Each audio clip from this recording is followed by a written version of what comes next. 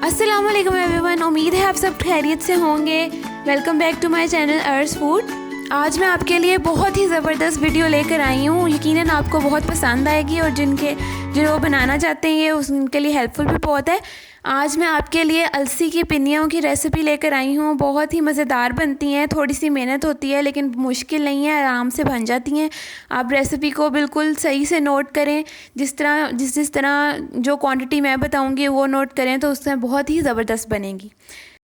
Recipe शुरू करने से पहले ज़रा बिहाइंड द सीन्स देख लें ताकि आपको अंदाज़ा हो कि कितनी मेहनत से हम अपनी वीडियोस बनाते हैं। पिस्ता छिलके ਦੇ ਵਿੱਚ ਹੁੰਦਾ ਉਹਦੇ ਉੱਤੇ ਨਮਕ ਲੱਗਾ ਹੁੰਦਾ ਉਹਦਾ ਜ਼ਾਇਕਾ ਦਾ ਨਮਕੀਨ ਹੁੰਦਾ ਆਹੋ ਚੌਲਾਂ ਦਾ ਆਟਾ ਸਹੀ ਇੰਜ ਹੀ ਹੁੰਦਾ ਨਹੀਂ ਇੰਜ ਹੀ ਹੁੰਦਾ ਕਰੂੜਾ ਹੀ ਹੁੰਦਾ ਹਾਂ ਉਹਨਾਂ ਲਿਆ ਕੇ ਰੋਟੀ ਕਰਕੇ ਇਹਨਾਂ ਨੂੰ ਇਸ ਵਾਸਤੇ ਘਿਓ ਚ ਪਹੁੰਚਾਸ ਲੈਣਾ ਛੋਲਾ ਜਿਹਾ ਤੇ ਸੂਜੀ ਮੇਰਾ ਅਲਸੀ ਅਸੀਂ ਤੱਤੀ ਕਰਕੇ ਤੇ ਪੀਸਦੇ ਸਾਂ ਤੇ ਉਹ ਹੁਣ ਕੱਚੀ ਉਹਨੂੰ ਵੀ ਕਰ ਲਾ ਲੈਨੇ ਆ ਉਹ ਨੂੰ ਪਤਾ ਕੀ ਜਾਂ ਫਿਰ ਕਦੀ ਉਂਝ ਪਾ ਲਈ ਨਹੀਂ ਜਦੋਂ ਆਟਾ ਪਿਆ ਚਸਣਾ ਹੈ ਨਾ ਹਾਂ कैसे मुझे ਗਿਰਾ ਜੀ ਜਾ ਬਸ ਅਜੇ ਬੱਕੀਆਂ ਤੋਂ ਕਰ मैं तो यो हाथ तो ਮਿਕਸ ਕਰ ਅਸਾਂ ਸਾਰਾ ਕੀਤਾ ਬੇਟੇ ਹੱਥ ਤੋਂ अम्मी जी क्यों ਪਈਏ ਬਣਾ ਲਓ ਠੰਡਾ ਹੋ ਜਾਣਾ ਉਹਨੇ ਠੰਡਾ ਨਹੀਂ अम्मी जी मैं गरम बना रही होती है। ਨਹੀਂ ਤੇ ਗਰਮ में बनानी है ठंडा वरना जुड़ना नहीं आपस में अच्छा अच्छा, ਇਹ ਕਈ ਜੁੜਿਆ ਪਿਆ ਤੇ तो तेरे चंगी तरह सब मैं तो गया मैंने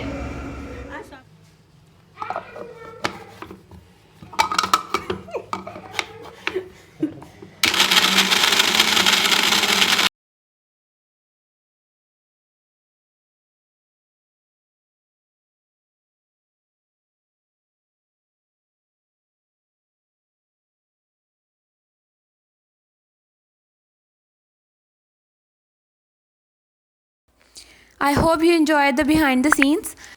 रेसिपी स्टार्ट करने से पहले जो लोग मेरे चैनल पर न्यू हैं वो सब्सक्राइब कर दें और बेल आइकन को प्रेस करना मत भूलिएगा ताकि मेरी हर आने वाली वीडियो आपको सबसे पहले मिल जाए। तो चलिए इसके इंग्रेडिएंट्स नोट कर लें। इसके लिए आपको 1 किलो सूजी चाहिए, आधा किलो अलसी का पाउडर चाहिए, 1 किलो आपको इसमें चावल का आटा चाहिए और गुड़ चाहिए आधा किलो, घी 1 किलो चाहिए और पानी हम 1.5 लीटर इसमें यूज़ करेंगे और ड्राई फ्रूट्स 1 केजी के बराबर यूज़ करेंगे। आप जो मर्ज़ी अपनी पसंद से ड्राई फ्रूट्स ले सकते हैं। मैंने यहाँ पे ये सब ड्राई फ्रूट्स लिए हैं। इसमें मूंगफली है, इसमें पिस्ते हैं, तिल हैं, खोपरा है, ये देख सकते हैं आप। इसके अलावा भी बादाम है, बादाम और भी मैंने बाद में डाले थे, ये यहाँ पे थोड़े से हैं डिश में, और इसके अलावा मेवे भी डालने हैं। यहाँ पे हम सारी चीज़ों को ग्राइंड कर लेंगे, लेकिन आपने बिल्कुल हल्का सा ग्राइंड करना है, यानी कि दादरी सा रखना है, जैसे कुटा हुआ होता है ना उस तरह, बिल्कुल पीस के पाउडर नहीं कर लेना। आप ग्राइंडर की बजाय इसको कूट भी सकते हैं। ये देखें इस तरह की फॉर्म होनी चाहिए।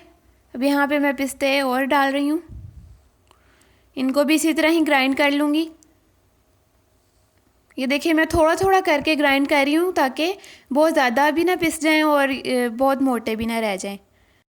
बहुत ज़्यादा पिस जाएंगे तो इसका जायका जो है वो उस तरह नहीं आएगा। जायका तो आएगा लेकिन फिर भी जिस तरह मुंह में आते हैं उस तरह हल्का सा वो ज़्यादा अच्छा लगता है। लेकिन अगर आप ज़्यादा मोटे रखेंगे तो वो ज़्यादा ही मोटे हो जाएंगे, तो जब हम पिन्नियाँ बनाएंगे तो उसमें वो इतने अच्छे नहीं लगेंगे। अब मैं यहाँ पे देखिए मैंने ये कर लिए हैं सारे, जो ज़रा मोटे थे वो मैं अलहदा कर लेती हूँ और ताकि इसको दोबारा ग्राइंड कर लूँ, और बाकी जो हैं वो मैंने इसके अंदर डाल दिए हैं।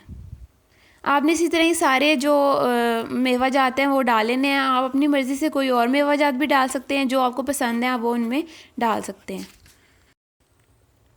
उसके बाद हमने गरम पतीला कर लेना है। पतीला गरम करके उसके अंदर मैंने इस वक्त आधा केजी जो है वो घी डाल लिया। आप देख सकते हैं साथ साथ मेल्ट भी हो रहा है। पतीला बिल्कुल खुश्क होना चाहिए और गर्म होना चाहिए। उसके बाद इसको चूल्हे पे रख लिया है, इसको मेल्ट करना है सारे को। ये रेसिपी हमारी अम्मी और फूफो हैं वो बना रही हैं, उन्हीं ने सारी रेसिपी बताई है। मुझे इस रेसिपी का बिल्कुल नहीं पता, लेकिन मैंने भी सीख लिया है, मैं भी आइंदा बनाऊंगी। आप भी इसको देखकर अच्छी तरह सीख सकते हैं और बहुत ही मज़ेदार बनते हैं ये। अब हमने सूजी डाल ली है तो इसको जल्दी से घुमाते रहना है चम्मच को, क्योंकि ये लगनी नहीं चाहिए, ये बहुत जल्दी लग जाती है। इसलिए आपने चूल्हे का भी ध्यान रखना है कि चूल्हा बहुत ज़्यादा भी तेज़ ना हो दरमियाना सा आंच हो और उसको जल्दी जल्दी तेज़ हाथों के साथ आपने इसको घुमाते रहना है। अगर आपको लगे कहीं से कि सूजी जो है वो लग रही है, जल रही है, तो आपने वहाँ से किसी टिश्यू की मदद से या कपड़े की मदद से वहाँ से सूजी साफ़ कर लेनी है अगर ऊपर से जल रही हो तो। अब ये काफ़ी हद तक हो गई है, लेकिन हमने इसको तब तक भूनते रहना है जब तक इसका कलर हल्का सा चेंज ना हो जाए।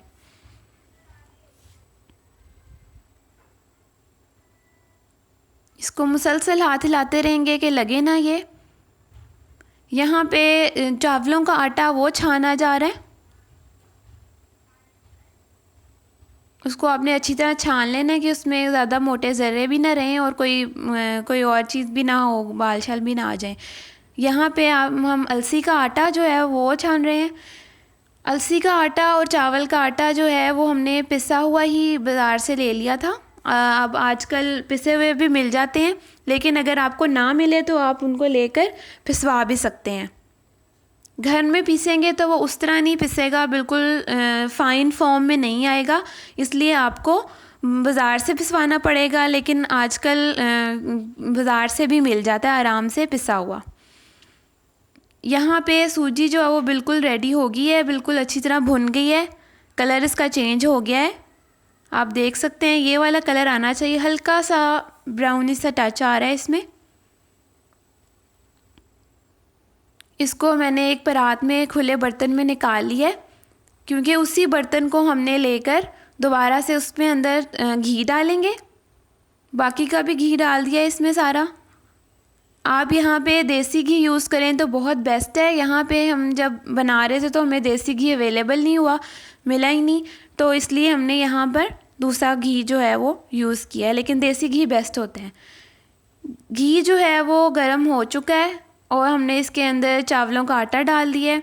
उसका भी यही प्रोसेस है, हमने इसको अच्छी तरह भूनना है।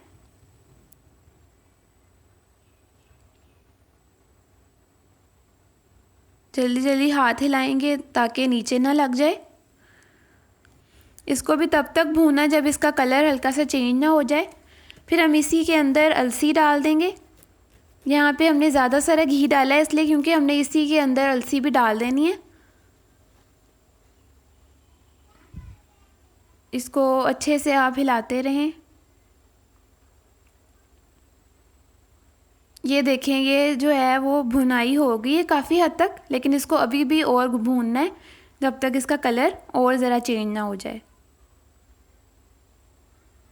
इसमें बहुत मेहनत लगती है, इसलिए हमने शिफ्ट्स लगाई हुई हैं, कभी मैं करती हूँ, कभी अम्मी, कभी फूफो। तो इसलिए आप भी ये अकेले काम करना जो है वो ज़रा मुश्किल हो जाएगा, तो आप भी किसी हेल्पर के साथ या किसी घर में कोई भी हो, आप उसके साथ ये बना सकते हैं। ये देखें, यहाँ पे इस तरह हल्का सा ऑयल जो है वो छोड़ दिया है इसने,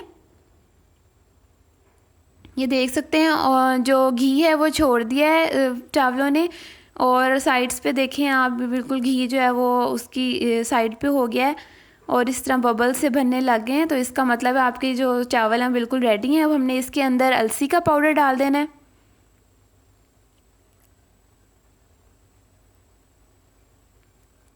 आधा किलो अलसी का पाउडर लिया है, किलो चावल थे।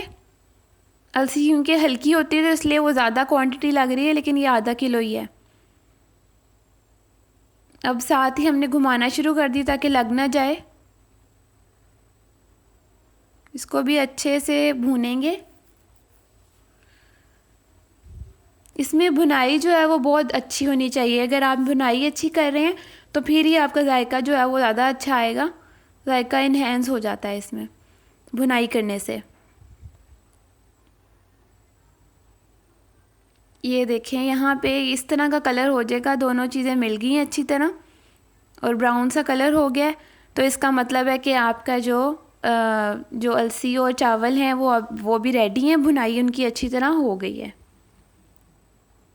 ये देख सकते हैं आप, बिल्कुल अच्छी तरह भुनाई हो गई है।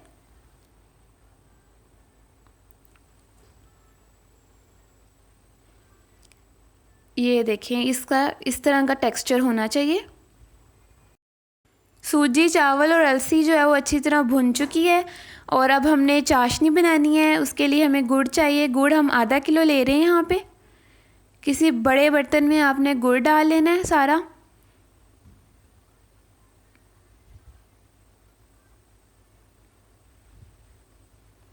اس کے بعد اس کے اندر آپ نے 1.5 لیٹر جو ہے وہ پانی ڈالنا ہے. یہ آپ ناپ لیں کسی بھی چیز سے، ناپ کے آپ نے 1.5 لیٹر پانی ڈالنا ہے. آدھا کلو اس میں گڑ ہوگا اور 1.5 لیٹر پانی جائے گا. اس کو آپ نے چولہے پہ رکھ کے اچھی طرح گرم کر لینا ہے کہ یہ میلٹ ہو جائے سارا. اس میں اپنے فلیم ہائی رکھنا ہے تاکہ جلدی سے جو ہے وہ ابالا آئے پانی میں اور وہ سارا گڑ جو ہے وہ میلٹ ہو جائے. تھوڑا سا اس میں ٹائم لگے گا. ابھی آدھا گڑ جو ہے وہ میلٹ ہوا ہے، ابھی کچھ رہتا ہے، اس کو تھوڑا ٹائم لگے گا. یہاں پہ جب گڑ میلٹ ہو جائے تو دیکھیں یہاں پہ اوپر جھاگ آ جاتی ہے تھوڑی سی، تو آپ نے کسی چھلنی کی مدد سے ساری جھاگ جو ہے وہ اچھی طرح صاف کر لینی ہے. اس کے اوپر جھاگ نہیں آنی چاہیے، ساری جھاگ اچھی طرح صاف کر لینی ہے آپ نے.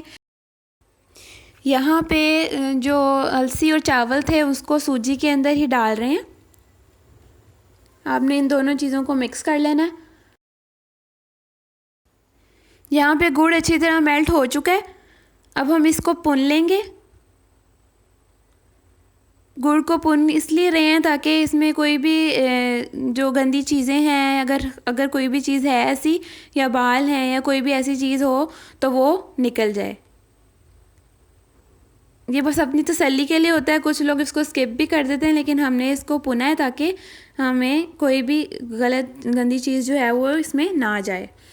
اب ہم نے اس کو دوبارہ سے چولہے پہ رکھ دینا ہے اور آپ نے اس کی چاشنی بنانی ہے. چاشنی جو ہے وہ تھوڑی سی گاڑھی ہونی چاہیے. جب تھوڑا اس کو پکائیں گے کچھ دیر، اور آپ یہ دیکھ سکتے ہیں اس طرح یہ چپچپا سا ہونا چاہیے، یا جب ایک تار سی بن جائے تو آپ کا جو چاشنی ہے وہ بالکل ریڈی ہے.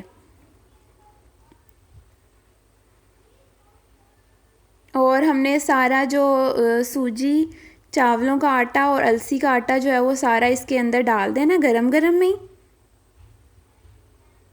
گرم گرم میں ہی ڈالنا ہے آپ نے، کیونکہ جب اس کو اچھی طرح مکس، ٹھنڈے میں یہ صحیح طرح مکس نہیں ہوگا، گرم میں یہ بہت اچھی طرح مکس بھی ہو جائے گا.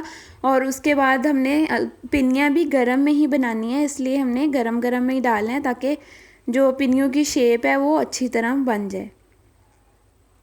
سارا جو ہے وہ اس میں ہم ڈال دیں گے، نیچے سے اچھی طرح مکس کر رہے ہیں. اب ہم نے اس کے اندر سارے میوہ جات بھی ڈال دیے، جو ڈرائی فروٹس تھے وہ سارے اس میں چلے گئے ہیں.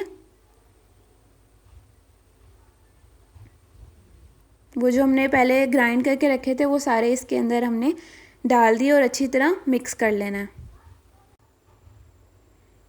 ڈرائی فروٹ کے ساتھ ساتھ تل بھی اس میں ڈال دیے، اور اب ہم اس میں میوے ڈال رہے ہیں جس کو سونگی بھی کہتے ہیں. یہ ہم نے سارے اس میں ڈال دینے ہیں اور پھر اچھی طرح مکس کر لیں. پنیاں ہماری تیار ہے. اب ہمیں ان کو شیپ دینی ہے. جو اس کا بیٹر ہے وہ تیار ہو گیا ہے. یہ تھوڑا سا لیکوڈ فارم میں ڈھیلا سا اس لیے ہے کیونکہ یہ ابھی بہت گرم ہے. جب ٹھنڈا ہوگا تو یہ بالکل صحیح سیٹ ہو جائے گا. اب یہ دیکھ سکتے ہیں یہ تھوڑا سا ٹھنڈا ہو گیا. اب ہم نے اس کو اچھی طرح مکس کر کے تو ہم نے اس کی پنیاں بنانی ہے. اس میں بھی ہم اچھی طرح اس کو مکس کر رہے ہیں تاکہ کوئی بھی چیز وہ جو ساری چیزیں ہیں وہ ایونلی ڈسٹریبیوٹ ہو جائیں سارے میں. اب یہاں پہ ایک پنی بنائی جا رہی ہے. آپ دیکھیں یہ کس طرح بن رہی ہے. آپ نے تھوڑا سا جو اس کا امیزہ ہے وہ لینا ہے اور اچھی طرح دبا کے بنانی ہے گول گول. سائز جو ہے وہ آپ اپنی مرضی سے کر سکتے ہیں، چھوٹا یا بڑا جو آپ چاہیں. بالکل آپ بائٹ سائز بھی بنا سکتے ہیں. یہ درمیانہ سائز ہے، اس سے بھی بڑی پنیاں جو ہیں وہ بنائی جاتی ہیں. یہاں پہ ہم سب مل کے بنا رہے ہیں. یہ جو پروسیس ہے یہ پورے دن کا تقریباً ہوتا ہے، کیونکہ اس میں آپ نے چیزیں پہلے اکٹھی کرنی ہوتی ہیں، سارے میوہ جات اکٹھے کرنے ہیں، سارے جو انگریڈینٹس ہیں اس کے وہ اکٹھے کرنے ہیں. اگر آپ نے پیسا نہیں ہے، مطلب پسی ہوئی آپ کو نہیں مل رہی، تو آپ نے پسوانی ہے پہلے ساری صاف کر کے. جب پسوانی ہوتی ہیں تو آپ نے پہلے اس کو اچھی طرح بھوننا ہوتا ہے، ڈرائی بھون کے پھر پسواتے ہیں اس کو. لیکن اگر آپ کو پاؤڈر ویسے ہی مل گیا تو پھر آپ نے جس طرح پروسیس میں نے ابھی آپ کو بتایا ہے اس طرح آپ نے بنانا ہے. یہ دیکھ سکیں کتنے زیادہ ساری پنیاں جو ہیں وہ بن رہی ہیں. ساری ایک ہی دفعہ بنا کر رکھ لی جاتی ہیں اور ساری سردیاں جو ہیں وہ ان کو یوز کیا جاتا ہے. یہ بہت گرم ہوتی ہیں، سردیوں میں بہت اچھی ہیں. اس میں کہ بہت سارے ڈرائی فروٹس بھی ڈلے ہیں تو یہ بہت فائدہ مند ہوتی ہیں. یہ دیکھیں، یہ میں نے ایک چھوٹی سی بنائی ہے، یہ ٹیسٹ کے لیے بنائی گئی ہے اور کیمرہ مین کی طرف سے اپروو ہو گئی ہے. یہ ساری پنیاں بن چکی ہیں ہماری. یہ تقریباً 100 کے قریب پنیاں جو ہیں وہ بنی ہیں. کوانٹٹی جو ہے وہ آپ کم یا زیادہ اپنے حساب سے کر سکتے ہیں، لیکن اس کی جو ریشو ہے وہ سیم ہونی چاہیے. ریشو جو ہے وہ بالکل بھی خراب نہیں ہونی چاہیے، ورنہ آپ پنیاں ٹھیک نہیں بنیں گی. اس لیے آپ نے پوری ویڈیو کو صحیح سے فالو کرنا ہے. اب یہاں پہ کاؤنٹنگ ہو رہی ہے پنیوں کی.